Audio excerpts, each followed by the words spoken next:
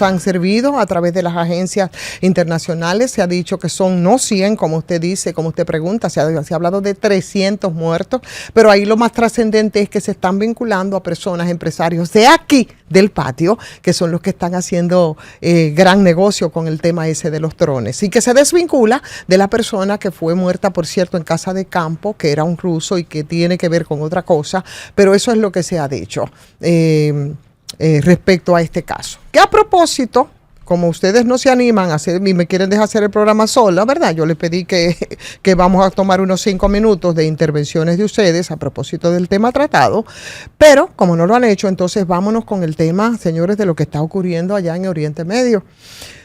Irán, que prometió atacar a Israel hasta su completa destrucción. Las respuestas de Israel también a Irán, una situación bastante complicada. El presidente iraní, por supuesto, en una acusación a Estados Unidos, ha dicho que va a favorecer la agresión israelí, y eso para nadie, yo me imagino que eso es para sorpresa de absolutamente nadie, en el sentido de que yo no sé hasta dónde se puede o quiénes pueden incluso hacer un análisis de lo que está pasando ahora mismo en el Medio Oriente, desvinculando efectivamente a Estados Unidos. Igual que la crisis, igual que el genocidio, que algunos utilizan el término, a mí me parece muy duro, ¿no? Hablan de sionazi imperialista por su hegemonía, el mundo contra este atacante de Irán, y detrás de esta guerra yo creo que uno tiene que preguntarse, yo puedo decir desde mi lectura, puedo estar equivocada, que aquí no se trata, esto no tiene un origen puramente religioso, yo creo que es más geopolítico en este caso.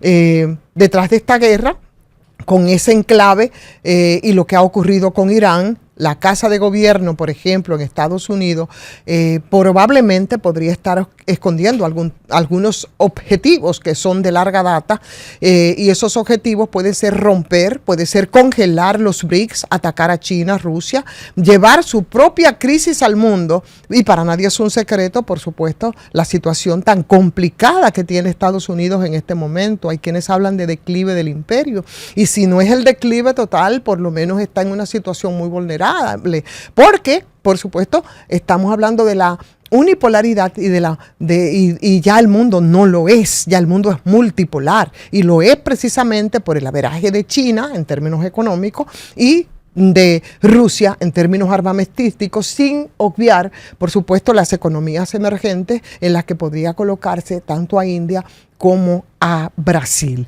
Y justamente llevar esa crisis al mundo con el fin de no tener que encontrarse de frente con ¿qué? Bueno, hay pagos de bonos que están acumulados y es una deuda, la deuda del imperio, según las estadísticas, están en 37 trillones de dólares, señores, eso es demasiado cuarto. No sabemos nosotros ni por asomo contar hasta ahí, pero por supuesto, hablamos de la gran potencia, 37 trillones de dólares, que un punto final que parece que está llegando ya a sus últimos días, y eso es muy angustiante. Entonces yo creo que debemos estar atentos, porque esto que parecería una guerra, un enfrentamiento entre Irán e Israel, yo creo que tiene un abanico mucho más amplio, ¿no? Que de ninguna manera pues deja fuera a Estados Unidos. Entonces, ¿qué Estados Unidos? Porque bueno, estamos en una lucha también por conservar la hegemonía sobre el mundo. ¿Qué significa eso?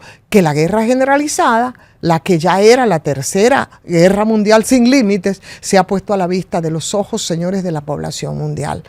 Y quien quiera ver y quien quiera entender de que esto puede tratarse, bueno, pues que tome conciencia de lo que significa el hacer del imperio históricamente.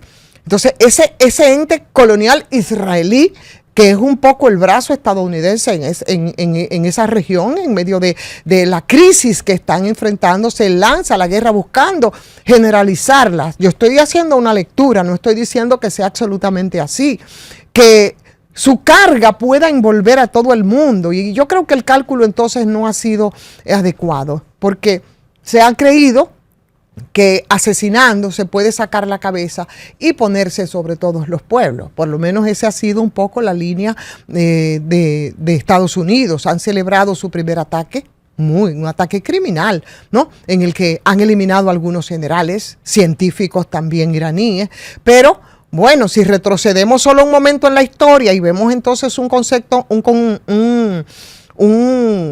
espacio, un escenario mucho más amplio, eso nos puede arrojar mucha luz sobre lo que ha estado pasando. Irán, firmante del acuerdo de no proliferación nuclear, precisamente quieren hacerla desaparecer, pero lo propio se dice respecto a Israel, que además de imponer su dominio en la región, el dominio colonialista se puede romper con las barreras de las potencias, potencias que agrupan a la mayoría de la población mundial, y que se reponga de alguna forma eso que ha sido un gran fracaso en todos los órdenes humanos: social, económico, político, militar, cultural, ¿no? Entonces, se ha desinflado, yo creo, de alguna manera, o se desinfla, esas por lo menos son las perspectivas de la gran potencia.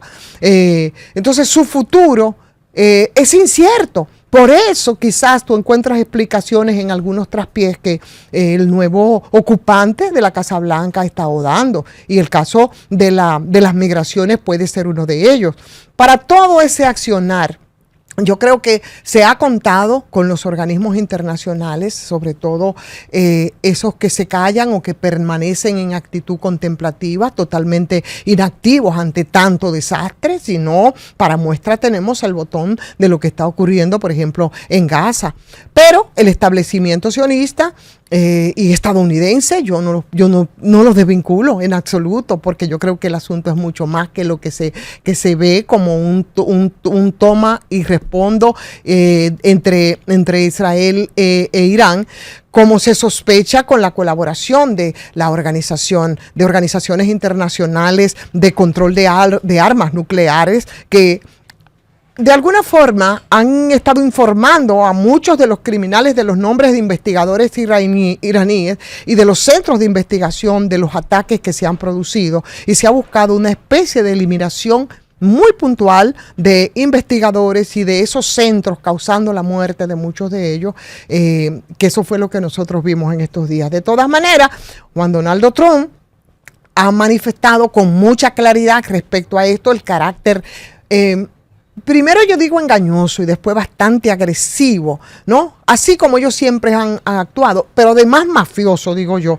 de grandes proporciones, porque el mismo que ataca a los migrantes en Estados Unidos y los insulta llamándole animales, y eso está ahí y lo dijo, tal y como el equipo que ha actuado con Benjamín Netanyahu a la cabeza, ha insultado a los palestinos. O sea, es el mismo accionar, es como si fuese el mismo libreto, el mismo supremacista, el mismo criminal, el mismo racista, porque yo no sabría cómo calificar lo que está ocurriendo, por ejemplo, en este momento en Palestina. Ya estamos rondando los 60,000 muertos, con una gran cantidad de niños en este caso. Entonces, esa concepción del mundo que yo creo se ha manifestado, y lo han hecho con mucho desprecio por la condición humana, haciendo del sistema imperial un obstáculo de integración de los pueblos en un orden de paz, en un orden de independencia, de colaboración. Estados Unidos, Israel, ha llegado a la cima de su crisis, y yo creo que todo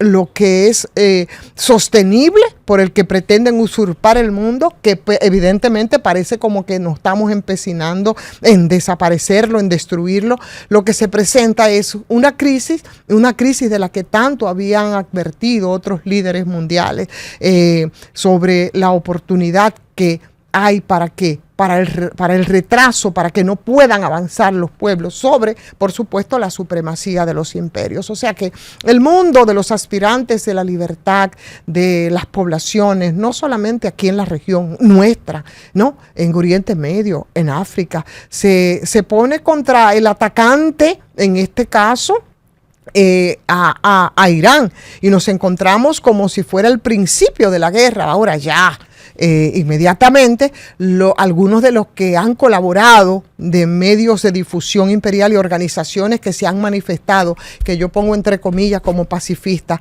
han presentado toda una batalla cultural. Y cuidado con los pacifistas que nos van a hablar de paz diciendo que el genocida tiene derecho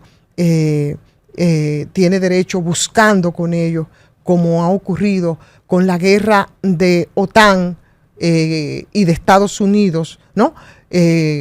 Con Rusia en Ucrania, que se repita algo como esos acuerdos de Minsk que fue en 2014, que fue un engaño nada más que para que les pueda dar tiempo en la parada a reponer fuerzas y a volver cuando se reorganicen y cuando les convenga. Detrás de la guerra, yo creo que está el imperio, evidentemente, y sobre todo, yo creo que esto es parte de todo este proceso de recomposición hegemónico de las grandes potencias y todos estos países en el medio, ¿verdad?, que pueden terminar simplemente aplastados como cucarachas en una guerra que no es religiosa, es geopolítica y es parte de ese proceso de recomposición. Nos vamos con Cundo, venimos con ustedes si se animan. Bueno, señores, ya son las 2:35, esto es Panorama con el Pueblo y definitivamente aquí en el patio uno de los temas tiene que ver con el caso del GIEC. Contarles que Donald Trump ordenó nuevas redadas migratorias en Los Ángeles, Chicago y Nueva York. Pero aquí, sobre el caso del GIEC, wow, qué duro fue el magistrado Wilson Camacho. Dice el magistrado Camacho, como representante del Ministerio Público, que sobre el caso Yesep tuvieron un comportamiento que es muestra de desprecio por la vida humana. Creo que fue muy, muy fuerte esas declaraciones. Claro, ese es el papel de el Ministerio Público, que es la parte que acusa aquí, pero bueno, para nosotros quedarnos y ceñirnos a lo que han sido, lo que ha salido, ¿no?, a nivel legal, en el caso del GIEC, las imputaciones, las medidas, las evidencias, sobre todo de lo que podría venir. Bueno, pues les podemos contar que después del colapso del techo de la discoteca del GIEC, que dejó varios muertos, heridos, la justicia inició todo un proceso de investigación para llevar al banquillo de los acusados, ¿no?, a los propietarios de la discoteca. Lo primero que debemos nosotros recordar respecto a este caso es que el señor Espaillat, Antonio y Maribel, no han sido condenados, porque empezando de una vez la gente, no creo en la justicia, no tal, ahorita lo sueltan. Claro, si en la medida de coerción no se decide que como parte de esa medida es el arresto, no domiciliario, sino que debe guardar prisión, entonces evidentemente que no saldría de prisión. Entonces, dicho esto, porque no han sido condenados y porque hay un juicio de fondo, ¿no?, que tiene que conocerse. Yo se lo digo porque hay mucha gente que se pierde en esto, pero apenas se está investigando si tienen responsabilidad penal. La justicia está en esa etapa, que es la que se llama la etapa de la medida de coerción, donde se decide si deben estar presos mientras sigue la investigación. ¿De acuerdo? Para los que llevan anotaciones. Y ayer domingo, como ustedes saben, 15 de junio, pues era la audiencia. Fue una audiencia que terminó aplazándose, se conocerá hasta el próximo miércoles.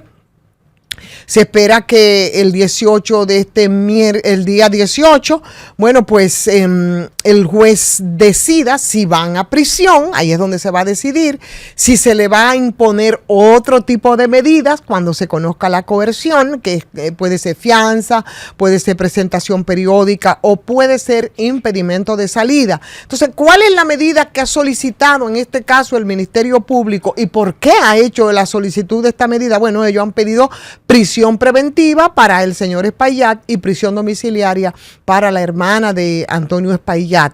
Es importante tener claro que todo esto está haciéndose por una razón que no es a lo loco, y eso por supuesto tiene que ver con las investigaciones que se han estado implementando desde el Ministerio Público, además de lo que se conoce como delito de intimidación de testigo, que se ha agregado al expediente con otros nuevos elementos, la prueba de que el 7 de abril a las 2:33 de la tarde un empleado del GIEC había notificado al señor Antonio Espaillat sobre los pedazos de techos que caían y que eso ha rodado incluso a través de las redes como parte de la investigación. A mí me parecería como que le daría un giro, no sé, en términos jurídicos, bueno, pues tendría que decirlo con más propiedad un abogado, pero según el expediente, minutos antes del colapso del GIEC, un plafón cayó sobre un cliente. Gregorio Adames, que es el empleado de la discoteca, que ha salido a relucir y que probablemente produjo un apresuramiento, además de los resultados del expertise que se había hecho, bueno, pues había avisado a la señora Maribel Espaillat del desprendimiento del techo, según, vuelvo y repito, según consta en el expediente, a las 11:40 de la tarde, pero parece que ya era tarde y tuvimos que asistir a ese desastre que a todos nos ha impactado. Adames había pedido cancelar la fiesta después del desprendimiento del techo y Maribel Espaillat se había negado. Esto dice el Ministerio Público, no soy yo, le estoy compartiendo lo que se ha dicho, alegando que solo Antonio podía ordenar algo así. O sea, suspender la fiesta, ella no tenía potestad para hacerlo, y que Antonio Espaillat se encontraba fuera del país con tal cosa, entonces permitieron que la actividad continuara. Probablemente si se hubiese tomado una decisión en ese momento, quizás no estuviésemos contando 236 personas muertas a este momento. Pero vamos a lo desastroso. ¿Por qué se cayó el techo, según también las investigaciones realizadas por el Ministerio Público? Bueno, los peritos también rindieron un informe y determinaron que el colapso del Yexet fue causado principalmente por una sobrecarga estructural. Eso es lo que ellos han dicho. O sea, que no es otra cosa más que un exceso de peso que fue lo que detonó entonces para que esta estructura se viniera abajo. Pero ¿cómo se grabó esto, no? Porque esto no ocurrió como que de repente se eliminó una columna, no habíamos escuchado esos elementos, una columna que era clave en el lado oeste durante las remodelaciones que se habían hecho anteriormente. Eso debilitó entonces la estabilidad de la infraestructura en sentido general, y después de quitar esa columna, pues intentaron reforzarlas con vigas que fueron soldadas con perfiles metálicos o placas de acero que fueron ancladas entonces con pernos, dice el resultado del peritaje, pero parece que eso no fue suficiente para evitar que la estructura cayera. Sobre la cubierta, dice el informe, había 37.5 centímetros en capas que eran de fino, equipos de aire, tinacos, plafones, o sea, y el propio peso también de la estructura, o sea, que no es poca cosa. Un cargamento que finalmente terminó como un cargamento mortal sobre vigas que no estaban diseñadas para tanto peso. Entonces esas vigas del sur empezaron a deformarse, empezaron a fallar por flexión, luego hubo torsión excesiva de las vigas perimetrales, dicen los peritos, no yo, porque yo de eso no sé. El caso es que técnicamente esas vigas que estaban postensadas estaban apoyadas sin un anclaje fijo que lo pudiera resistir a esas columnas a las que ellos se están refiriendo. Y con eso, señores, así entonces terminamos con una tragedia que fue terrible. Si a eso usted le suma que desde el 2024 habían filtraciones y habían caídas de plafones y de agua y acumulación y reparaciones que se habían hecho aparentemente sin un personal calificado, pues el riesgo era evidente y las medidas había que tomarlas. Entonces el expediente señala que igual también se instalaron hasta 6 áreas acondicionadas. Ahora, yo me pregunto también en esto, hay corresponsabilidad, y la corresponsabilidad viene del Estado y de sus instituciones, porque dentro de lo que informan ellos también, ellos hablan de el terreno, y de quiénes fueron los que entonces autorizaron. Y hay algo que se llama la desafectación del terreno, en el que tiene que intervenir, por ejemplo, la alcaldía, las alcaldías todas, cuando hay un espacio y un tipo de estructura, cuando usted va entonces a demoler para cambiar por otra estructura con para un tipo de negocio o de lo que fuere que es totalmente distinto, entonces se tiene que hacer esa desafectación del terreno, como dicen los técnicos, y parece que también esto no se hizo. Y de plano, yo creo que esto también nos manda otro mensaje, por supuesto sin poner en juego en absoluto que todas las responsabilidades tienen que establecerse, y es que, señores, aquí hay que conocer algo que se llama el Código Penal, porque aquí de lo que estamos hablando es que si este caso finalmente es condenado, los hermanos Espaillat, en el ámbito de lo penal, porque lo civil, lo que estamos viendo no tiene nada que ver con lo civil, lo que tocaría de cárcel es una chilata, son apenas 2 años, ¿verdad? 2 años, e incluso ¿cómo se llama? las garantías económicas, Cundo, ¿cómo que es? Lo que tienen que pagar exactamente, también es otra chilata. Entonces eso también nos tiene que hacer a nosotros mirar hacia ese código penal. Porque aquí primero tampoco hay cúmulo de pena, no lo hay. Entonces la acusación que está basada en el artículo 319, creo, del Código Penal, que habla que cuando se habla de torpeza, de imprudencia, de inadvertencia, de negligencia, que es de lo que se está hablando aquí, aquí las multas, a eso era que me refería, son de 25 a 100 pesos. Así mismo, de 25 a 100 pesos, tú te dices, pero ven acá. Pues así mismo, nuestro Código Penal original es más viejo que Racá.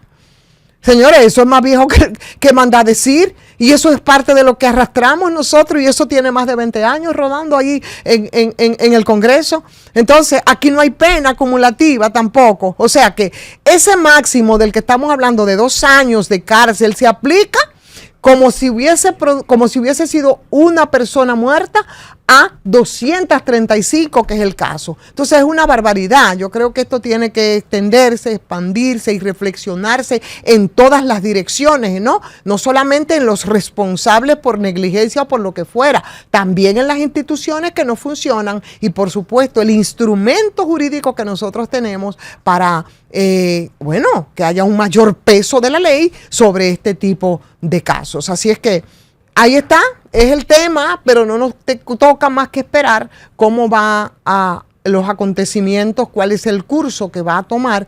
De lo que yo sí estoy segura es que, señores, 236 personas muertas no es cualquier cosa, y por tanto yo no creo que aquí haya ni una micra de posibilidad de impunidades en este caso, Gundo.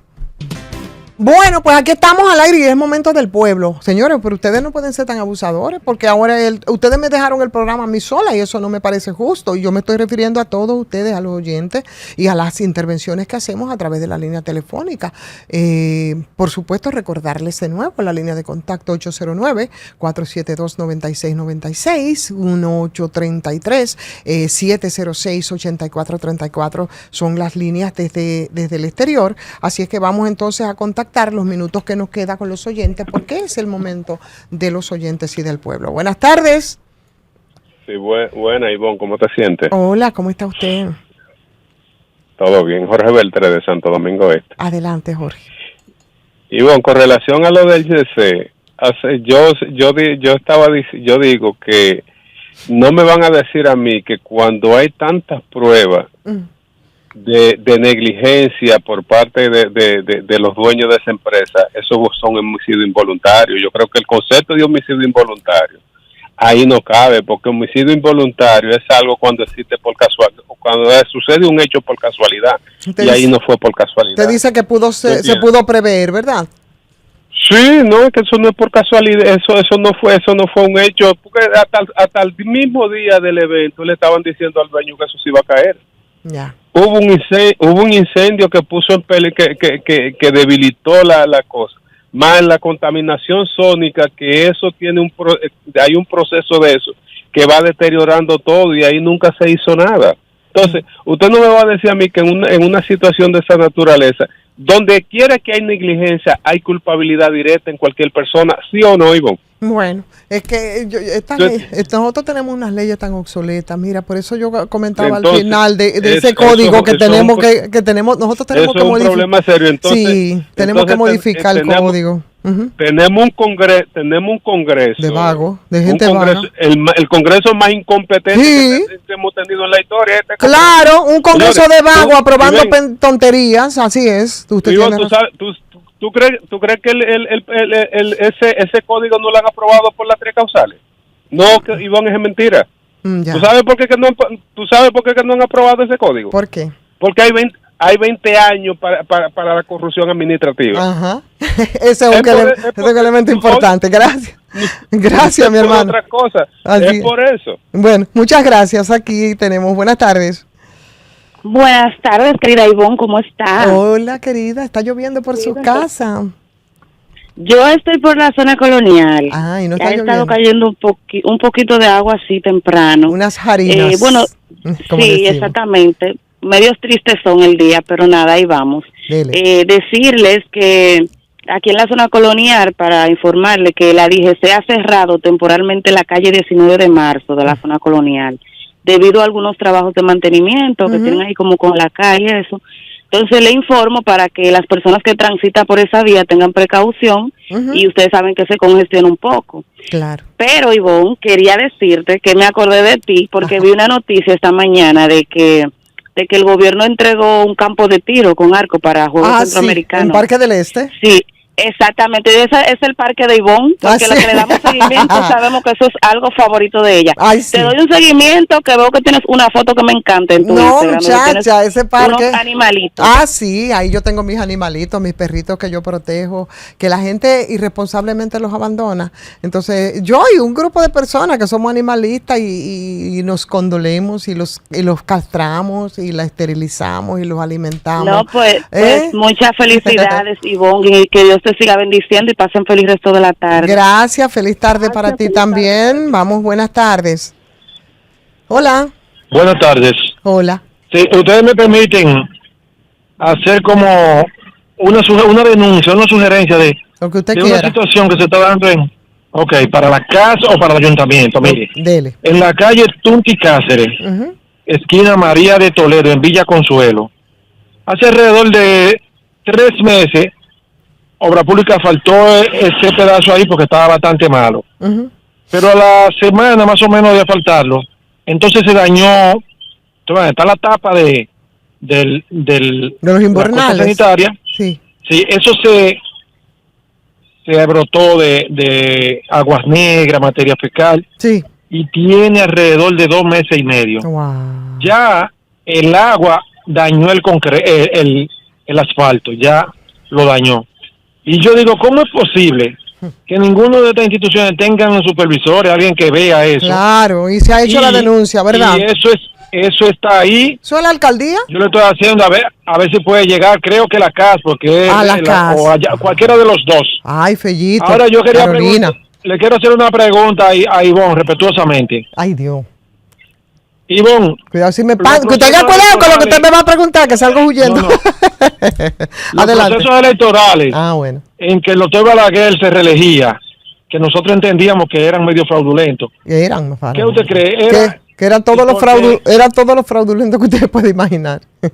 Sí, pero me extraña y me extrañó mucho ver que usted dice que los procesos de Maduro son legítimos. No, es que yo no he dicho eso. Yo lo que yo digo es, y eso yo no lo he dicho aquí, yo lo he dicho en otro espacio, a mí no me gusta mezclar, pero lo que yo he dicho es que los pueblos son los que tienen que determinar cómo viven sus procesos, es la contaminación externa a lo que yo me estoy refiriendo, ¿me entiendes? Porque cuando Donald Trump cuando Trump lo eligieron la primera vez, ahí hubo mucha abstención y hubo muchos problemas. Entonces, nosotros legitimamos algunos procesos en otros lugares porque nos conviene. Entonces, nosotros no, que los pueblos determinen cómo ellos van a actuar y cómo van a elegir sus gobernantes. Ellos, ¿me entiendes? Eso es así. Yo lo que digo es tengo otra llamadita, que los venezolanos no tienen oportunidad para elegir cómo, porque no pueden. Bueno, pues está bien. Lo discutimos. Situación. Sí. Lo podemos ver después, que tengo el tablero lleno y poco tiempo. Gracias. Buenas tardes. Buenas tardes.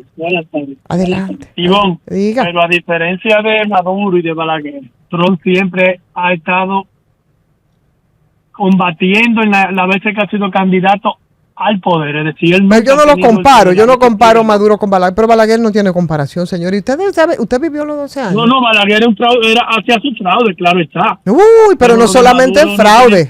Maduro no tiene madre, ¿eh? Bueno, buenas tardes. Buenas tardes, doña Ivonne, ¿cómo está? ¿Cuál doña? Hola, adelante. Está bien, señorita Ivonne. Dele. Ahora fue peor.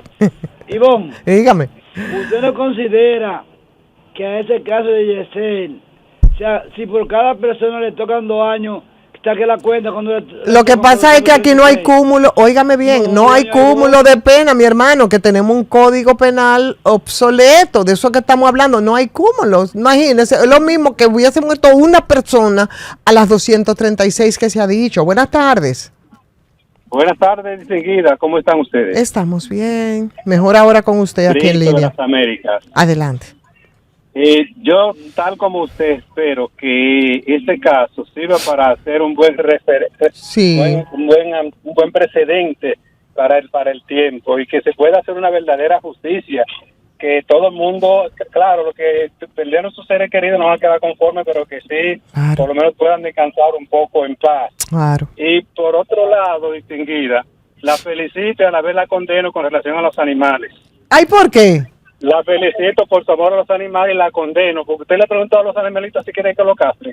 No, lo que pasa es, oye, ¿qué es lo que pasa, manito? Lo que pasa es que son animalitos de la calle y lo que van es a reproducirse y aquí la cultura es de maltrato. Entonces, si nosotros queremos hacerle un favor a esos animalitos de la calle, tenemos que evitar la reproducción porque cuando tanto esos cachorritos, usted sabe qué es lo que pasa con eso, ¿verdad que sí?